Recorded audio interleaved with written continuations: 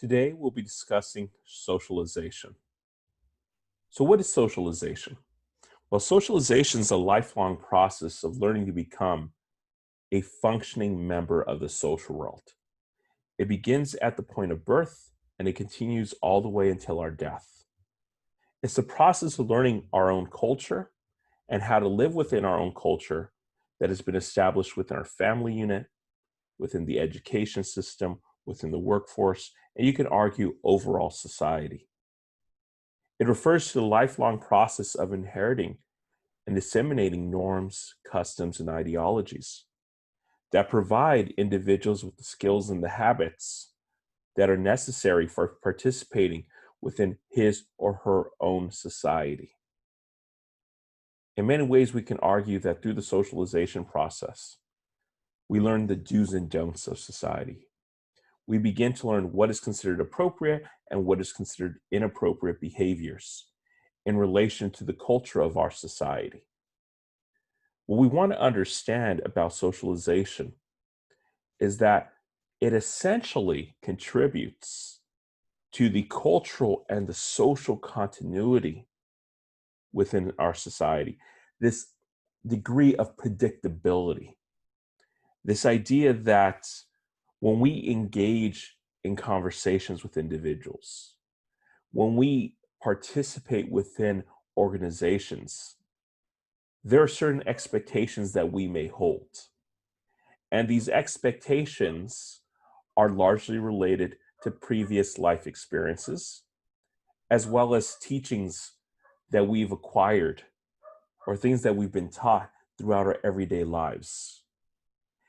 When we talk about socialization, it serves as the means by which human infants begin to acquire the skills that are necessary to perform as a functioning member of the society, and serves as the most influential learning process that one can experience.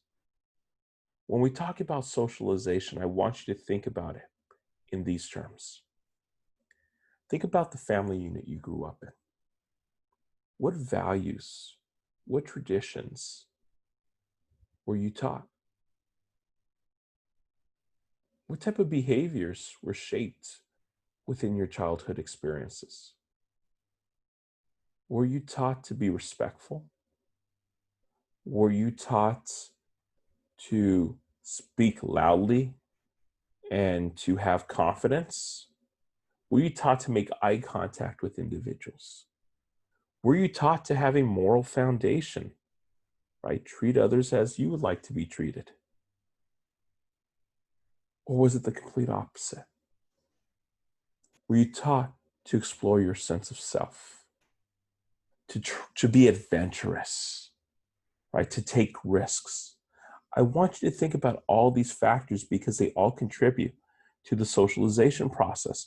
What we want to understand is that though there is a degree of predictability and similarity at how individuals are socialized, we are never we are never socialized in a way that is identical to the next person. That all of our life experiences vary, and our interpretation of those life experiences and the meaning of those life experiences are going to vary as well. Let's talk about social interaction. And in order for something to be considered part of social interaction, you need two or more individuals engaged in some type of conversation, right? And social interaction serves as the building block of society. So social interaction could qualify as two individuals within a group, that's considered a dyad. Three individuals within a group, that's considered a triad, or even larger social groups. And in future chapters, we'll start to identify groups and organizations and the characteristics of groups and organizations within these various levels of social interaction. What we want to understand is that social interaction serves as the building block for socialization. That in many ways, social interaction contributes to the establishment of social structures, contributes to the establishment of our culture Because through social interactions, how we learn to become socialized, how we learn to adopt our culture, how we begin to understand what are the do's and don'ts of the society that you're being raised in. Through social interaction, we begin to design the rules of our society, of our culture. And we want to remember that the rules or the guidelines in one culture are going to vary from the rules and the guidelines of another culture or of another society. And how these rules begin to shape the systems that we live in, the institutions that we're engaged in our everyday lives. As I mentioned before, socialization is a lifelong process. You never stop learning. Even when you think you're not learning, guess what? You're still acquiring information. It's still shaping your life experiences in some way. Let's talk about the theories of the self. So the self is essentially an individual's conscious, reflexive experience of a personal identity that is separate and distinct from others. As sociologists, we believe that the self is largely a social product, meaning that our sense of self is derived from our social interactions with other human beings. And that over the course of our lifetime, our sense of self is going to change. It is going to be modified based on our life experiences, based on the social situations that we're engaged in. And so we look at Charles Cooley, who provides a foundation in many ways for our sense of self through his concept of the looking glass self. And the looking glass self essentially says that our sense of self develops through our perception of others' evaluations and appraisals of us. He believed that we all, as human beings in our social interactions, act like mirrors to each other, that we reflect back to one another an image of ourselves. This is a very complex concept because it essentially means that as I'm interacting with you, I'm thinking about your evaluations of me. And as you're interacting with me, you're consumed with what you perceive to be my evaluations of you. And based on these evaluations, our behaviors are going to be changed. We develop our sense of self by doing the following. We imagine how we look to others. How do we present ourselves to others? Specifically significant others, those individuals who are highly influential in our everyday lives. We grow more and more consumed with how we look to others. Do people think you're attractive? Do people interpret you as friendly or funny or as a welcoming human being? We imagine other people's judgment of us. We attempt to picture in many ways the responses, the reactions of others to what we're saying, to the conversation that we're engaged in. And we try to interpret what they may be feeling. What is your opinion of me? We experience some kind of feeling about ourselves that's based on our perceptions of other people's judgments. So in many ways, we respond to these perceived judgments. As I mentioned before, we begin to shape our behaviors. We may change the topic in a conversation because we thought the person was bored of us. Right? We may feel that we're equals entering a conversation, but after conversing with an individual, you either develop this feeling of superiority or inferiority. Well, all that feeds into the looking glass self. And we need to stress that according to Cooley, these are all based on perception, not reality. I want you to think about the impact of the looking glass self, the impact of conversing with another human being and shaping your actions or your behaviors based on that social interaction. I was sharing with students in previous classes an experience I had. Prior to becoming a full-time tenure-track professor at Los Angeles Harbor, I was an adjunct professor for about 6 years. And when I was applying to full-time jobs, I was fortunate enough to get an interview with LA Harbor, which obviously led to my new position. But in addition to that, I was selected for an interview at another institution that I taught at. And the interview process for new faculty members varies from institution to institution. At LA Harbor, it was 2 interviews. You interview with the committee, then you interview with the vice president and the president of the college. At this other institution that I interviewed at, you interview with the committee, then you interview with a smaller committee and the vice president about a week or 2 later. And then after you interview with the vice president of the smaller committee, within minutes, you're moved to the president's office and you do your 3rd and final interview at the president's office.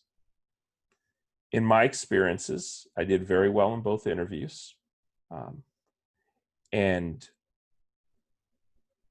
at this other institution that I applied to, I interviewed with the president, and in my conversation with the president did not look interested in what I had to say. The president was putting sugar or cream in the coffee or the tea, whatever she was drinking, was moving the spoon around in the cup, was not making direct eye contact, was shuffling through papers on the desk. And I started to think to myself, this individual is not interested in me. I'm not going to get this job offer because I'm not saying anything that impresses this individual. So then the looking glass self kicks in. And I've been in those situations before. You've probably been in those situations before as well. And as I'm talking to this individual, at the same time, I'm thinking to myself, okay, do I shape the direction of this interview? Do I change my responses? Or do I stick with what has gotten me to this final interview? Well, I made the conscious decision to continue to go with what I've been doing the whole entire time. And it worked out in my favor. But think about how we're responsive at times to people's behaviors or our perception of people's behaviors or our perception of their thoughts about us. I could have easily changed my tone, changed the direction of my responses, and tried to appear more favorable in the president's eyes. But I didn't. It's not to say that I've never done that before, but I want you to keep that in mind. The impact of this looking glass self in shaping your behaviors. Because some of you may have gone to interviews, others may be going to interviews for a job, for a scholarship, internship, even for school later on. And how do you, in many ways, control that looking glass self? How do you stay true to who you are without immediately shaping your behaviors or your actions to be something that someone else wants you to be, or your perception of what you think someone else wants you to be? I want us to think about how the looking glass self begins to shape your concept of self. And what Cooley argues is that there could be no sense of self without society or social interaction, because no individual self without a corresponding other, right, can provide us with this self-image. So what does that mean? Well, in order to understand who you are, you have to interact with others, because people will influence your behaviors, will influence that sense of self. If you're not interacting with others, according to Cooley, you have no idea who you are, who your sense of self is. Because we come to know ourselves through our relationships. Whether or not it's an imagined perception of others or others' perception of us, or if it's real. We have to interact with other people in order to get to know who we are. Then we look at George Herbert Mead. And Herbert Mead says, our development of self unfolds into 3 stages that start and continue throughout childhood. That we begin to develop our sense of self at about the same time that we start to learn language. And that the acquisition of language skills coincides with our mental capacities. Our ability to think for ourselves as separate and distinct human beings, and to truly understand our relationship to others. Herbert Mead talks about this concept of role taking. That we take others into account by imagining ourselves in the position of the other. Essentially, imagining or placing ourselves in someone else's shoes. Mentally stepping out of our own experiences and trying to understand how other individuals experience the social world. We try to look at the social world through their lenses, through their perspectives. Mead says that we can engage in role-taking as human beings because we have the very unique ability as humans to use and respond to symbols.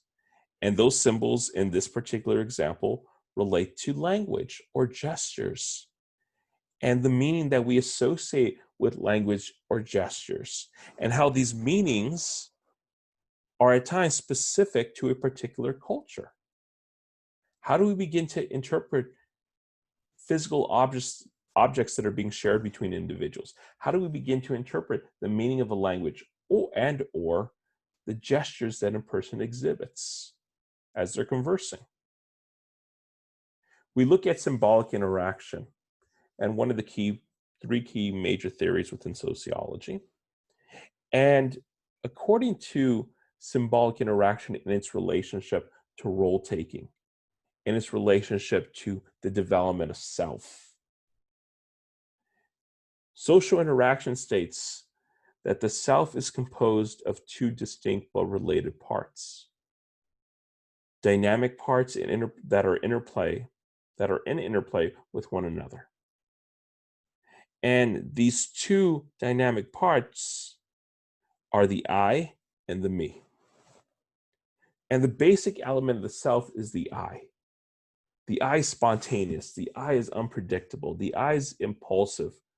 It's a largely unorganized aspect of ourselves. You initiate behavior without even considering, according to the I, the social consequences, the I want it now mentality. Think about Cookie Monster. Cookie Monster wants cookies. He's not concerned about diabetes. He's not concerned about weight gain. All he knows is that he wants cookies, and he wants those cookies now. On the other hand, we have the me. And the me is more reflective. The me has been established by learning the rules of society through social interactions, through the socialization process. The me controls the I's and the I's desires. The me in many ways provides direction to an act, while the I initiates the act. I want you to think about if you've ever bought a car or have gone with someone who's purchased a car and gone through that whole entire process. In my opinion, the car buying process is unnecessarily long. You go in, you test drive the car, you check out the car, and the sales associate says to you, let's go talk numbers. So in your head, you know what your budget looks like, and you think to yourself, okay, cool.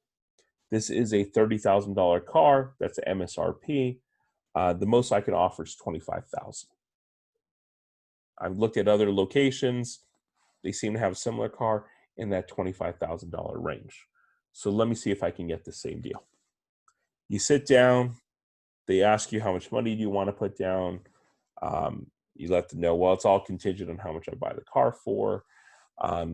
Next thing you know, you tell them, hey, I'd like to take this car off the lot for $25,000. Sales associate says the same thing every time. You know, I don't know if we've ever given a car for that price, but I'm going to see what I can do for you. They go talk to the manager. 15, 20, 30 minutes goes by. They come back and say, look, spoke to my manager. The most we can do is $27,500 off a $30,000 price tag. And you're thinking to yourself, well, I'm only budgeted for $25,000, so I'm not going to pay $27,500. So you say, you know what, that's not working for me. You know, I'm just going to go, hold up. Let me go talk to my manager again. Comes back, you know what? I'm sorry it took 20 minutes, but I spoke to my manager. My manager says, hey, we can give it to you for $26,500.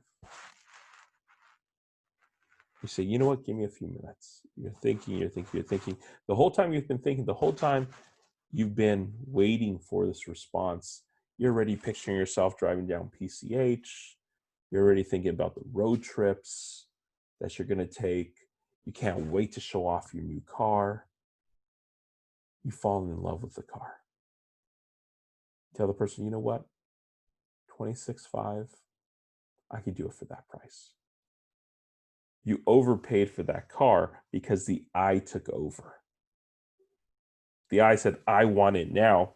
And because you wanted it now, you settled for a price that was not favorable to you without thinking about the consequences later on of, oh man, my monthly bill is going to be a lot higher now. My monthly payment is going to be a lot higher. If you would have let the me take over, you would have walked out. And chances are, especially the way the market is right now, the person would have gone chasing after you and saying, you know what, we'll give it to you for $25,000. I want you to take all of this into consideration. The me at times tells us, you know what, let me take a step back and I better not say that. So the process of developing our sense of self occurs in 3 stages: the imitation stage, the play stage, and the game stage.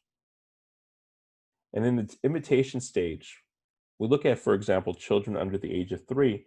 As they prepare for role taking, they begin to observe and imitate the behaviors, the sounds, and gestures of others. I think about my son Gavin, who's now 7 years old, but when he was younger, and even today to a certain degree, when he wants to sound like dad, he deepens his voice and he says, Gavin, don't do that. Right? Well, he's imitating my behaviors. Right?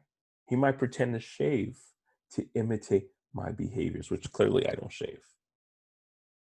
But I want you to think about that.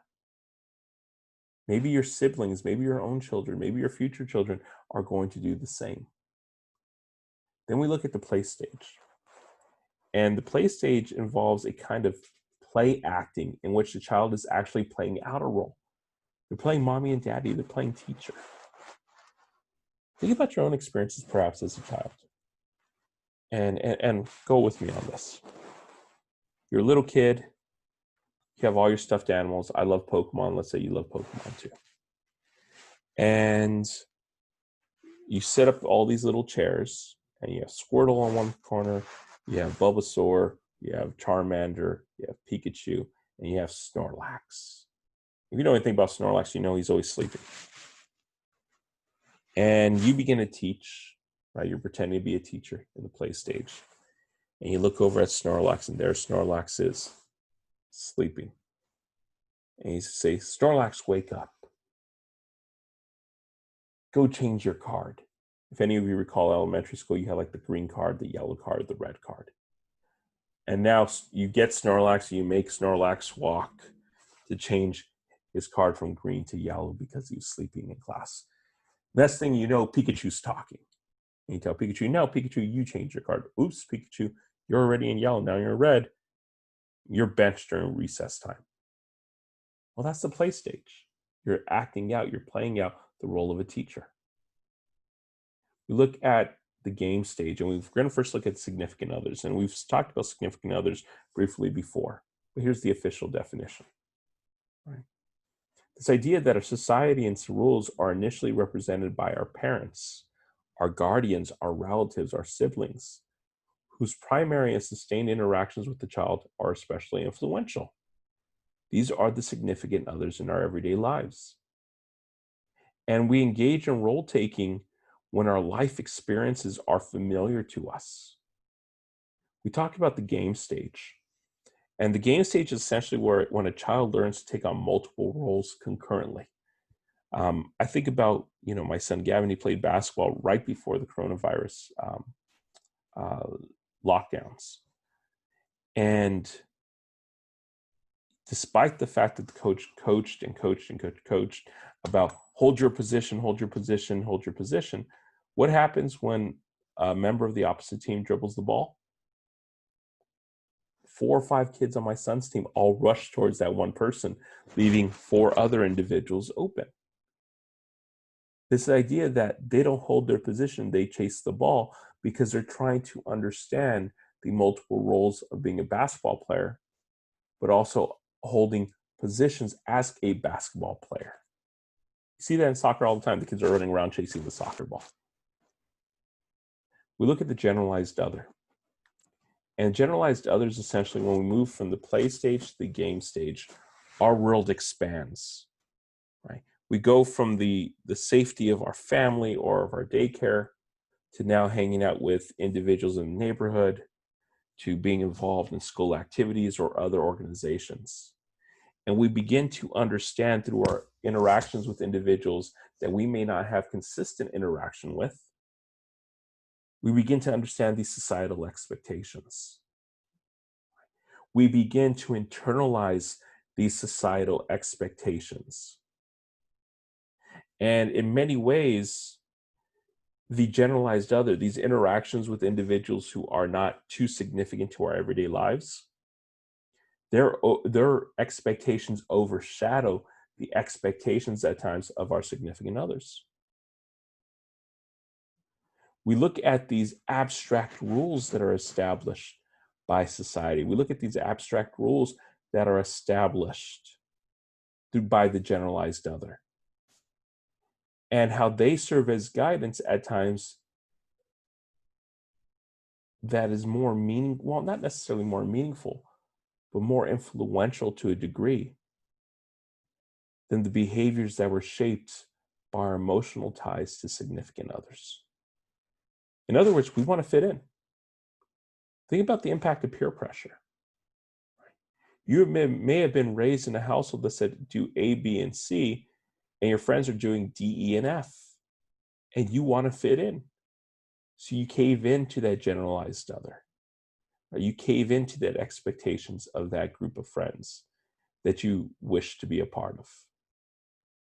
Now let's look at another sociological concept, structural functionalism. If you recall, structural functionalism's these interconnected, interrelated components of society that interact with one another for the smooth functioning of society.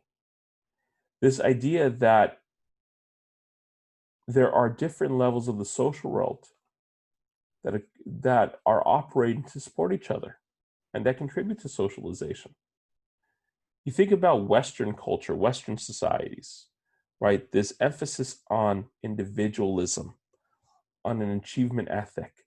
Lift yourself up by your own bootstraps, the American dream. Think about how we organize holidays around patriotic themes, such as the 4th of July, how we celebrate certain religious celebrations, right? It offers a degree of continuity in our everyday lives. It begins to shape our own self-identity. We begin to identify as Americans, for example. We begin to focus on trying to achieve success on our own, when in reality, a lot of individuals who achieve success didn't do it alone. But we're fed that false narrative of do it on your own. When in fact, when you really pull back the layers of that onion, you start to realize that there were a lot of individuals, a lot of significant others along the way that assisted that individual in achieving their success. We look at conflict theory. And conflict theory essentially says, hey, hold up. Within the socialization process, there's still a lot of competition. Maybe we're not talking about the bourgeoisie versus the proletariat, the have versus the have-nots. But there's this constant competition for our time, for our resources, for our interest. And if we're overly engaged in, let's say, activities related to our community, we're exerting so much energy into our softball team or our basketball team or some type of community organization that we belong to. Well, how much time does that leave for family? How much time does that leave for the development of our religious communities? And so you see this constant struggle, and conflict theory is built on the foundation of struggle. This idea that all these different organizations are competing for your loyalty to take claim to your resources. But at the same time, they may be providing conflicting messages. Think about that. Within our family, within educational systems, within the workforce, we may be taught, be serious, be sober, be hardworking. Focus on your lifestyle of the future by achieving success today. And so you say, okay, I'll make the sacrifices that are necessary to achieve that success. But on the other hand, you turn on the TV and you receive these conflicting messages. You go on Instagram or you go on Facebook and you receive these conflicting messages. On the one hand, we're taught to be really serious. On the other hand, we're getting these messages of YOLO. You only live once. Live in the moment now. Don't worry about anything. Just have fun. You see that conflict that exists there? Think about the conflict that exists within our households, especially for those of us who grew up in what we can consider religious, and I put that in quotations because religious households, it's based on your own interpretation, right, of what that qualifies as. But for those of us who grew up in religious households, you were taught that we are the family of God, right? That we have to identify with humanity as a whole, and we should love and care about the well-being of all individuals. But then we look at governmental policies, governmental culture, where on the one hand, we're taught you should love everyone. On the other hand, we may have political individuals, political figures, who are telling us, well, don't identify with those individuals outside of our borders. I want you to think about how disruptive that is to our train of thought. We're taught to love all individuals except, I had this discussion with people a lot of times about a woman's right to choose, and I support a woman's right to choose. And we have this discussion of pro-life versus pro-choice. And whenever someone tells me they're pro-life, I correct them and I say, no, no, no. Are you really pro-life or are you just anti-abortion? Because those are two distinctly different things. But let's think about that conflict. You can say you're pro-life, but to be pro-life means you support life from the point of conception to the point of death, which means that if someone is homeless, you care for them. If a family can't afford medical insurance, if a family can't afford food, you subsidize it. But on the one hand, we're hearing, lift yourself up by your own bootstraps, develop this degree of financial independence. But on the other hand, we're saying, hold up, I'm pro-life, and I personally am not pro-life, but someone maybe argue they're pro-life, but then you tell them, well, but you're only pro-life until a baby's born. And then what happens? So that's where you see these conflicting messages. I grew up Catholic. My parents are very progressive in their political beliefs, so they're pro-choice as well. But I want you to think about my Catholic upbringing, having gone to Catholic school for a majority of my education. I was fed pro-life, pro-life, pro-life, pro-life, pro-life. And think about that conflict that takes place through the socialization process of me all of a sudden saying, hold up, I'm pro-choice. So I want you to take that in consideration related to your own personal lives as well. This idea that we're taught that all of us are brothers and sisters according to our faith, and how at the same time, you may have individuals who are sent overseas to fight wars and they say, you know what? I can't fight this war. Right? I object to the nature of possibly killing or hurting another human being. Well, I want you to think about that. On the one hand, you're told, defend your country, defend your household or your homeland. On the other hand, you're saying, my foundation of religious beliefs tells me I can't take arms against my brother or my sister. Conflict theory also goes a step further and says, hold up. We are socialized in a way that the elites within our society condition us. They use their power and their influence and their privilege. They influence us to support the power structure. They influence to support the self-interest of the elite. So what does that essentially mean? Well, think about this. People who vote against their own self-interest, that they only agree with a handful, maybe one or two political issues with representative such and such or person such and such who's running for office, not realizing that that individual is opposed to some of the programs they may be benefiting from. And so I want you to think about that. I want you to think about this concept of white privilege. And we're going to talk about white privilege later on when we talk about race and ethnicity.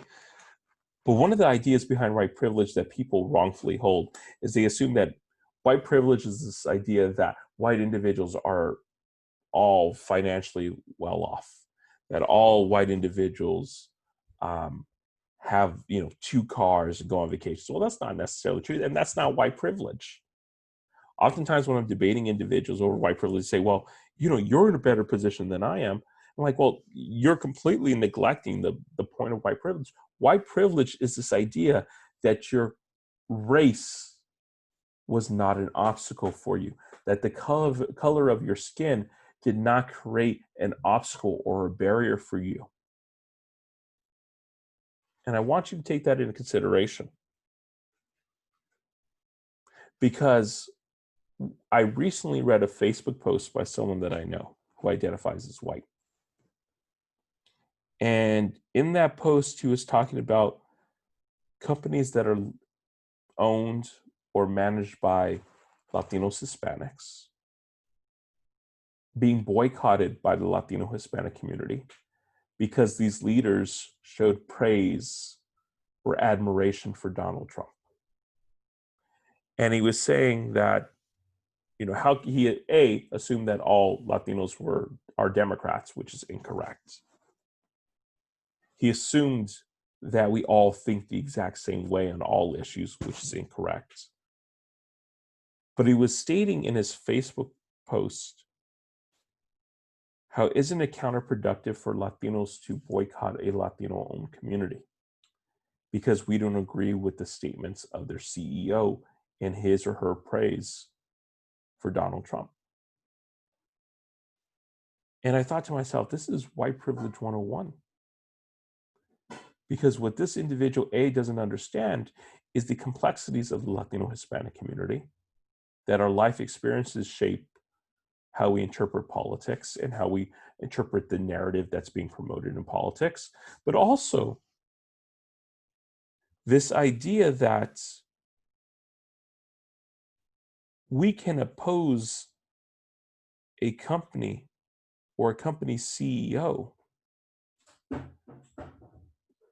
because we are not comfortable and do not approve of his praise for an individual who refers to undocumented immigrants as rapists, murderers, and drug dealers, who led an assault on the status of undocumented students, our DACA recipients in the United States, and was playing games with their livelihood. This idea that we look at the current policy that ICE is attempting to enforce, where ICE is seeking to force individuals on student visas to return back to whatever country they came from, because colleges are transitioning to online instruction. See, the complexities of the Latino community are similar to the complexities of the Asian community, the African American community, the Middle Eastern community, and so on and so forth. That yes, we don't all think the same, and at the same time, we're also not going to put up with discrimination. That we are no longer a voiceless generation. That our voices are becoming heard. And as we grow more educated, and I'm not saying formal education as far as necessarily sitting in a classroom setting, but as we acquire more knowledge and we begin to identify the injustices within our society, we're going to speak up. So if we choose to boycott a company led by a Latino Hispanic, there's a good reason for that. We don't agree with his or her support of individuals or an individual who has adopted a tolerance for discriminatory practices. And so I want you to think about that. We're going to dig into that more as we talk about race and ethnicity. We talk about the resocialization process. The process is shedding one or more positions and taking on others. Beginning to change our established patterns that we learned earlier in life and making new patterns of behavior that are suitable to our acquired status. This can take place in what we call a total institution, which a group of people is bureaucratically processed. They're physically isolated from others, right? Think about prison, for example. Think about the need for an individual to be resocialized if they go to prison. For those individuals who've served in the military, think about boot camp and the resocialization process that takes place in boot camp. If you're a male in boot camp, one of the first things they do is they shave your head. Common identity. Everything you do in boot camp, at least in the initial weeks, is wrong, even if it's right. You're stamping your name incorrectly on your clothing. At least that's what the Navy does. Your walk, your steps are not wide enough. Right? You didn't say, sir, yes, sir, ma'am, yes, ma'am, or whatever it may be. They're resocializing you to adopt the military way of life. Think about rehabilitation and how you're trying to get individuals to break certain habits or behaviors and adopt a more functional set of behaviors or habits. We look at agents of socialization, and these are transmitters of culture. These can be the people, the organizations, the institutions that teach us how to thrive in the social world. These agents are mechanisms by which the self learns the values, the beliefs, the behaviors of the culture. And we think about formal agents, individuals who hold some type of official or legal responsibility for instructing individuals. Socialization is the goal. We can argue that teachers serve as formal agents because they educate using formal instruction. They have an outline, a blueprint of course materials that they need to cover over the course of an academic year or even a semester. And then we look at informal agents. And these are not necessarily there to serve for the purpose of socialization. They're unofficial forces that shape our values, our beliefs, our behaviors. We look at the media, we look at books, we look at the internet and advertisements. And how do they shape consumer behaviors? How do they allow the I to take over the me? Think about if you were to turn on the TV and watch any television show on mainstream networks. They may feed you unrealistic expectations as to what life is like. And you're watching this saying, wow, is that how I'm supposed to live my life? We make these comparisons. Think about social media and its impact on the sense of self. You may log on to social media, let's say Instagram, for example, in the morning, and look at these pictures. And for some of us, we may feel bad or develop a bad feeling of ourselves or a sense of self just by looking at all these pictures on Instagram. Say, wow, I don't have that lifestyle. What am I doing wrong? Wow, I don't look like that. I wish I did. And how it begins to jeopardize our sense of self.